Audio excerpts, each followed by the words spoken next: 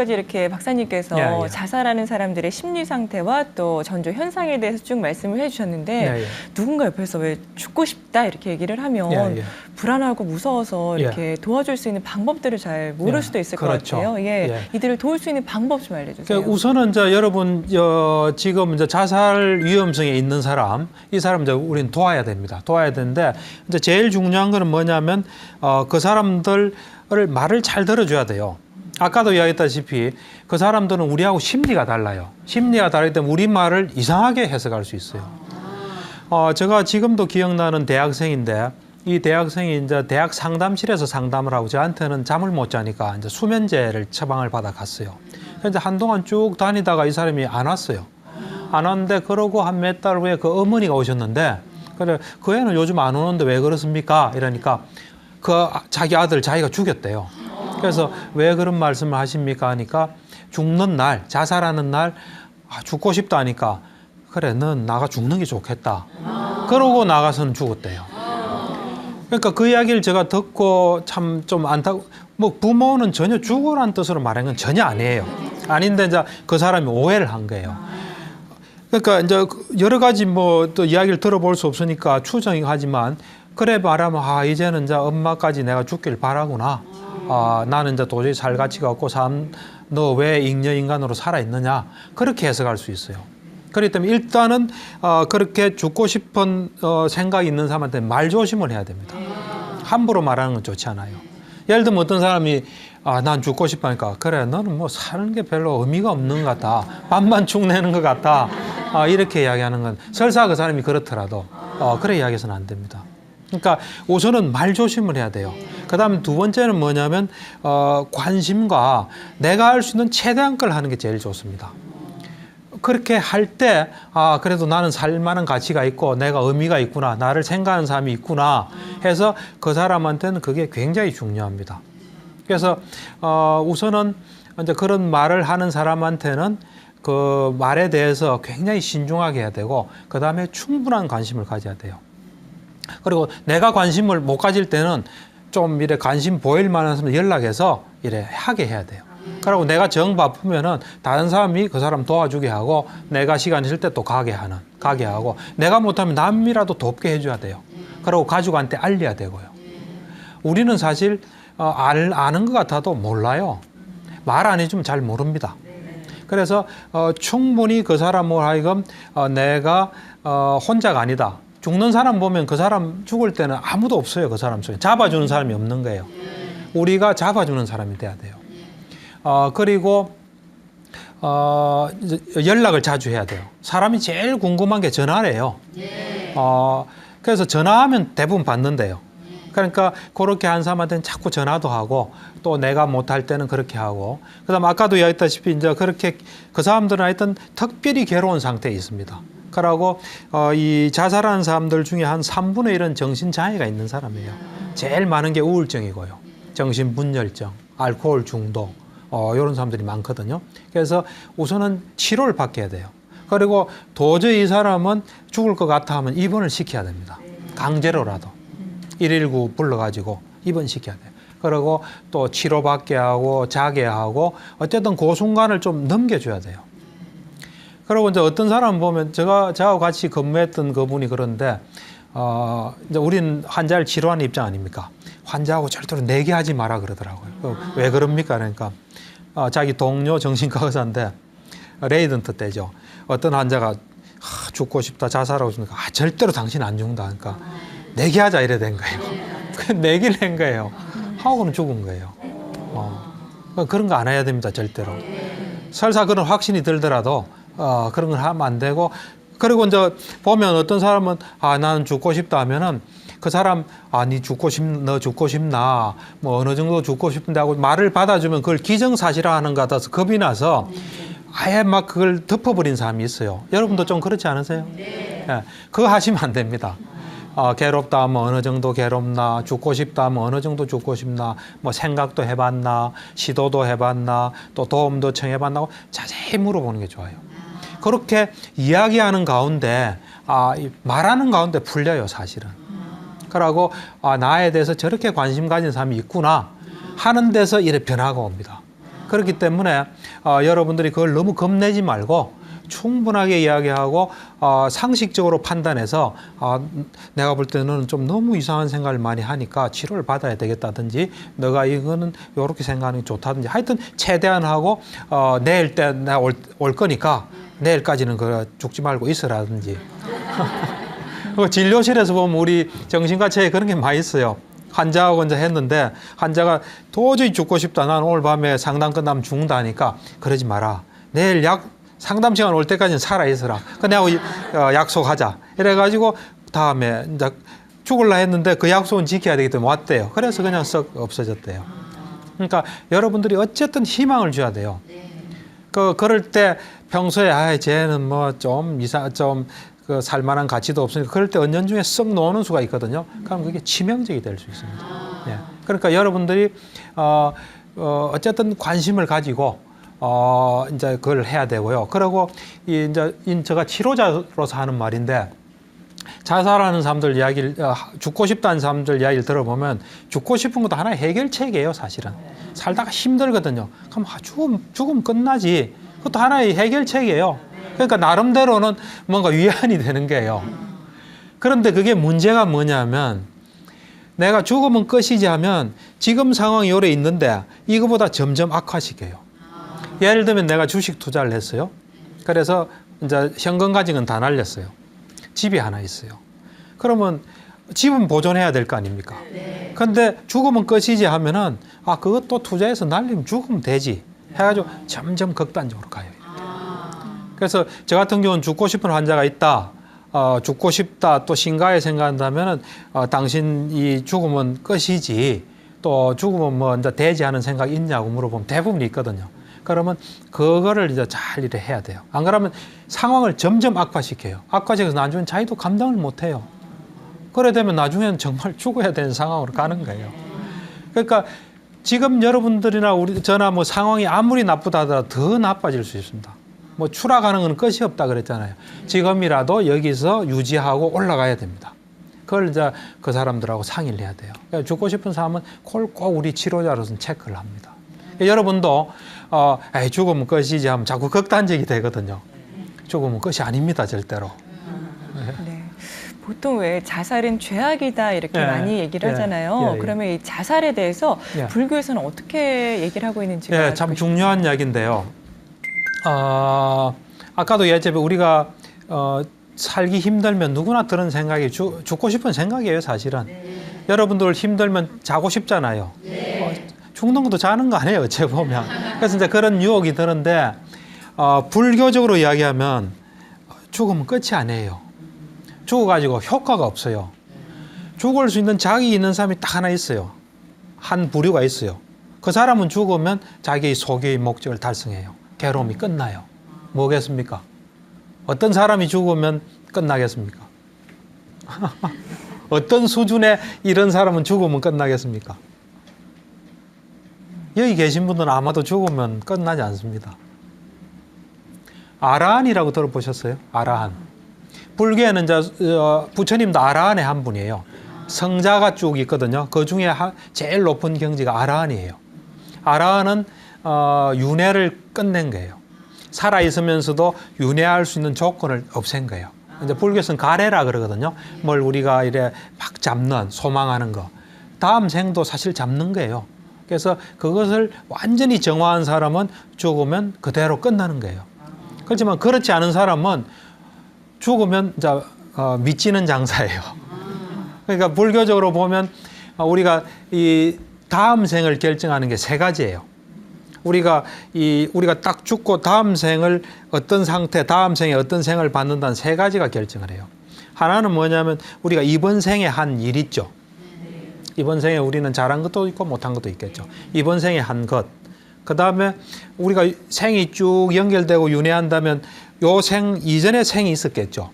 그 생에서 뭔가 했지만은 결과를 못 받은 게 있겠죠. 그 이전 생에 한 거. 세 번째가 죽을 때 상태예요. 자살하는 상태는 좋은 상태가 아니에요. 대부분 지옥행이에요. 그래서 불교적으로 볼 때는 자살은 상황을 더 악화시키는 거예요. 지금 상황보다 훨씬 악화시키는 거예요. 그래서 불교적으로 말하면은 죽을 수 있는 꼭 죽고 싶으면 그 자객을 따고 따고 죽는 게 좋습니다. 그 실제로 이래 보면은 여러분도 알겠지만은 뭐 비유를 하면은 불교에서는 생이 끝없이 연결된다 보거든요. 그래서 우리가 이제 딱 죽으면은 6대의 열차가 딱 기다리고 있습니다. 6대의 열차가. 어디 가는 열차겠습니까? 제일 처음이. 천상행 열차가 딱 기다리고 있습니다. 두 번째는 아수라행 열차. 그다음 인간행, 그다음에 동물행, 아귀행, 지옥행 열차가 딱 기다리고 있어요. 그러니까 우리는 안 타고 싶다고 안 타는 건 아니에요. 아까 말한 아라한 빼고는 다 타게 돼 있어요.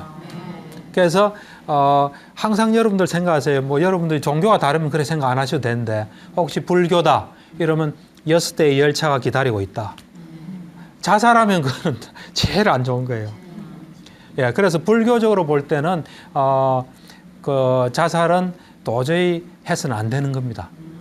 그래서 불교적으로 볼 때는 우리가 그 6대의 열차를 좋은 차를 타기 위해서 끊임없이 노력해야 되고 이제 우리가 불교에서 이 자살을 어떻게 보냐, 네. 이거는 이제 부처님께서 자살을 어떻게 보냐를 보면 알 수 있거든요.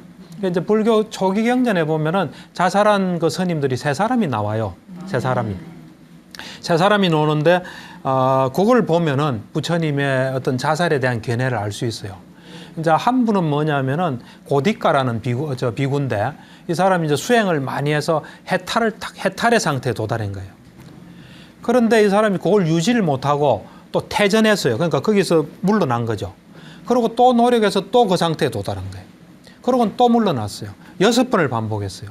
그리고 이제 7번째 딱 그 상태에 도달한 거예요. 그때 이 사람이 딱 보니까 다시 또 이래 떨어질 수 있는 상태였어요. 그 상태에서 자살해요. 그런데 그때 이제 불교는 마라라에서 뭐 이래 마라라 해서 악의 신이 있어요. 그 신이 이제 부처님께 당신 제자가 지금 자살하려고 한다. 막으라. 하는 사이에 자살해요. 하는데 그때 이제 그 부처님이 그 마라에게 이런 이야기를 해요. 이래 공부를 많이 한 사람들은 그렇게 목숨을 이렇게 바라지 않는다. 고디카는 이제 가래를 뿌리채 뽑아서 이제 완전한 열반에 들었다 이런 이야기를 해요. 그러고는 이제 제자들하고 그 자살한 데를 찾아가요. 찾아가서 고디카가 열반에 들었다 이래서 인정해줘요. 그걸 뭐 막고 그러지 않습니다. 또 이제 나머지 또 경전 2개가 있거든요. 그 나머지 경전에는 보면은 둘 다 지금 굉장히 병이 심하게 왔어요. 병이 굉장히 심하게 와서 이제 한 분은 부처님을 불러요. 부처님이 좀 오시게 요청을 해요. 그래서 이제 부처님이 가서 이제 여러 가지 이야기를 해요. 하고 난 뒤에 이제 부처님이 가시고 난 뒤에 그때 이 사람이 막 이래 조금 용기를 못 얻고 번민해요. 번민하니까 부처님이 사람을 보내가지고 너무 두려워하지 마라. 자살 방조 아니에요, 제 보면은. 너무 두려워하지 마라. 해가지고 난 뒤에 그 사람이 자살해요. 네. 그래서 부처님께서 어찌 보면 지금 우리로서는 좀 극단적인 거 아니에요. 그렇지만은 부처님이 볼 때 지금 죽을 때 상태가 중요한 거예요. 또 한 경우에는 보면 그 사람도 이제 그분도 비구인데 이 사람이 이제 몸이 아프니까 그 당시에 유명한 제자 2분이 찾아가요. 찾아가서 이래 이제 병문안을 갔는데 그 비구가 그래요. 나는 이제 허물이 없이 자결하려고 한다. 소위 자살하려고 한다니까 그 같이 간 사리불이 물어봐요. 쭉 점검을 해요. 이 사람이 제대로 깨달았나 안 깨달았나 쭉 점검을 해보니까 깨달은 거예요. 그러니까 그래도 좀 뭔가 불안하니까 그 깨달은 걸 잘 유지해라 하는 말은 자살하지 말라는 거예요. 근데 자살해요. 자살하고 나니까 사리불이 부처님에 가서 좀 미심쩍으니까 부처님 그 어떻게 됐습니까? 어디로 갔습니까? 그러니까 사리불 약간 꾸짖으면서 아까 찬나거든요, 이름이. 찬나가 허물 없이 죽는다고 했지 않느냐. 허물이 없다는 거는 이 가래를 다 없애고 윤회 안 한다는 거예요. 그러면서 이제 그 찬나는 그냥 열반에 들었다 이런 이야기를 해요. 그러니까 이 불교의 견해는 생은 계속 윤회해요. 윤회하는데 아직 죽을 만한 어떤 상태가 안 되면서 귀중한 시간 허비하는 것을 굉장히 경계해요. 불교에서는 사람으로 태어나기가 굉장히 어렵다 그랬거든요. 아까 제가 뭐 6대 열차 했죠. 밑에 세 열차가 좌석이 굉장히 많아요. 지옥행, 그다음에 악의행, 동물행이 좌석이 무지하게 많아요. 위에는 좌석이 별로 없어요. 어째 보면 우리가 이래 살다가 죽으면 그쪽으로 가는 거예요. 그런데 사람으로 나이가 어느 정도 어렵다고 이 부처님께서 직접 말씀하시냐면은 이 눈이 먼 거북이가 있어요. 눈이 먼 거북이가 100년에 한 번씩 이래 물로 올라와요. 올라오는데 이 바다에, 큰 바다에 널빤지가 이렇게 떠돌아다니는데 그 널빤지에 이 중앙이 뿡 뚫혔어요. 거북이가 올라오면 거기에 딱 들어갈 수 있게끔 목이. 그것이 계속 떠다니고 거북이는 100년에 한 번씩 올라오는 거예요. 근데 거북이 눈이 멀었어요. 거기에 딱 끼일 확률이에요. 그 불가능이겠죠. 그 정도로 어려운 거예요. 그 어렵게 얻은 어떤 인간의 삶을 포기하지 말라는 거예요. 그래서 그걸 생각하면 죽을 수 없죠. 그러니까 내가 아무리 뭐 암이 하더라도 우리는 언제나 순간순간 불교는 탐진치를 없애는 거예요. 우리가 욕심 있죠. 그다음 화내는 거, 어리석음. 이걸 우리는 죽는 순간까지 계속 그거를 이래 닦는 게 우리한테 가장 필요해요. 그렇지 않고 죽으면 이거 죽으면 편하겠다, 죽으면 끝이지, 그건 곤란해요. 네. 네. 근데 정말 힘든 상황에서는 왜 죽고 싶다 이런 생각이 들면 생각이 자꾸 생각을 부른다고요. 그렇죠. 아까 이야기했던 이상한 상태에 빠지는 거예요. 그 나름대로 이상한 결론에 도달하는 거예요. 이상한 결론에 도달해서 거기서는 그것만이 유일한 길로 생각돼요. 사람이 그쪽으로 자꾸 생각하면요, 그쪽 세계가 전개돼요. 그쪽 세계가 전개돼서 그러다가 아차 하는 순간에 죽는 거예요. 어떤 경우는 뛰내리면서 내가 잘못했다 하는 사람도 있을 거예요. 그렇지만 이미 떨어지는 거죠. 그런 경우도 있을 수 있어요. 왜냐하면 우리 몸은 계속 살고자 하는 신호를 보내요. 순간적으로 그 신호가 차단됐는데 그게 신호가 다시 또 회복되면은 벌써 이건 잘못됐다는 게 큰일 났다는데 이미 없는 거죠. 그러니까 아까 이야기했다시피 죽으면 끝이면 어떤 선택도 할 수 있습니다. 사실은. 그렇지만 죽으면 끝이 아닌데 손해볼 일은 할 필요는 없죠. 그러니까 불교는 어떤 종교보다도 그 부분이 철저히 검증이 되어 있는 종교예요. 그래서 저는 그걸 확신해요. 그렇기 때문에 일체 이제 그거를 확신한 순간부터 이제 그런 생각 안 해요. 안 하는데 우리 이제 환자분 중에 특히 불교 믿는 분이 오시면은 내가 이제 불교니까 이제 그런 이야기를 충분히 해줘. 그래 어떤 분은 그러더라고요. 상담 마치고 다음에 와서 그때 자기가 너무 무서워서 이제 죽으면 생각 안 한다 그러더라고요. 이제 종교가 이래 불교면은 그런 이야기가 통할 수 있겠죠. 또 다르면 다르게 접근해야 되겠죠. 어쨌든 죽으면은 가족한테 많은 영향을 줘요. 가족 마음에 엄청난 상처를 주겠죠. 자기는 이제 내가 없어지면 편하겠지 하는데 편한 게 아니죠. 그 후회감, 자책감 어떻게 편하게 살겠습니까? 어찌 보면 남은 마음에 상처를 주는 거예요. 그게 하여튼 그 잘못된 생각 속에 있는 거예요. 그 생각에서 빠져나가게끔 우리는 이제 도와줘야 됩니다. 좀 도와줄 수 있겠습니까? 네.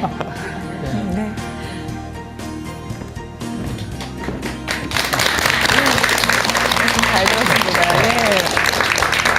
오늘 여러 가지 말씀을 쭉 듣고 나니까 정말 아무리 힘든 상황 또 이렇게 비극적인 상황에서도 그야말로 긍정의 힘을 믿고 열심히 살아야겠다 이런 생각이 드네요. 그것도 그렇고 빅터 프랭클이라고 유명한 정신과 의사가 있었어요. 이제 이 사람이 유태인인데 그 유태인 그 아우슈비츠 수용소에서 이 사람이 한 3년을 살았어요. 3년을 그 어려운 걸 이제 죽음의 어떤 위험 이런 것도 넘기고 나와서 정신과 의사를 하는데 그분은 어떤 사람이 와서 죽고 싶다. 죽고 싶다 했지만 살아서 있잖아요. 이렇게. 뭐가 당신을 죽지 못하게 했습니까? 이래 물어본대요. 그러면 뭐 어머니가 뭐가 이래가지고 그 사람에게 의미가 이제 있는 뭐가 드러나는 거죠. 그래서 사실 죽지 못하는 사람한테는 의미가 있는 뭐가 있는 거예요. 붙잡고 있는 뭐가 있는 거예요. 그래서 우리는 그 죽으려는 사람은 그걸 이래 못 보는 거예요. 그 순간에 자기가 너무 괴로우니까 그걸 이래 보게끔 우리는 도와줘야 돼요. 사실은 도와주고 하여튼 관심을 가지는 게 제일 중요합니다. 살다 보면 정말 주변을 신경 못 쓰고 사는 경우 많이 있는 예, 것 같은데요. 자주 대화도 좀 나눠보려고 해야 되겠고요. 예, 특히 예, 그렇죠. 누군가 그런 마음을 이제 죽고 싶다 이런 얘기를 한 번이라도 한 경우가 있으면 말 조심 그 그렇죠. 앞에서는 잘 들어주고. 그럼 이제 요즘 문자 같은 거 보내지 않습니까? 예. 문자 자꾸 보내고. 하여튼 문자를 자꾸 보내고 전화하고 잘 있냐? 잘 있냐, 너 죽으면 안 돼, 뭐 너 죽으면 아파할 사람 쭉 이름 쓰고 그러면 그 사람이 못 보는 현실을 볼 수가 있어요.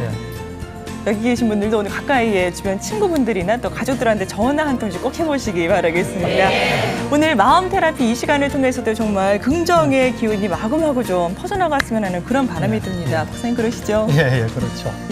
자, 오늘 이렇게 자살 심리에 대해서 이렇게 쭉 말씀을 들어봤고요. 그럼 다음 시간에는 저희가 어떤 주제로 강의 들어볼까요? 다음 시간에는 우리는 몸과 마음을 가지고 있지 않습니까? 네. 몸에서 오는 고통, 마음에서 오는 고통 있겠죠. 네. 그걸 좀 줄이거나 없애는 길. 그리고 우리가 몸이 아플 때 마음이 같이 안 아픈 법.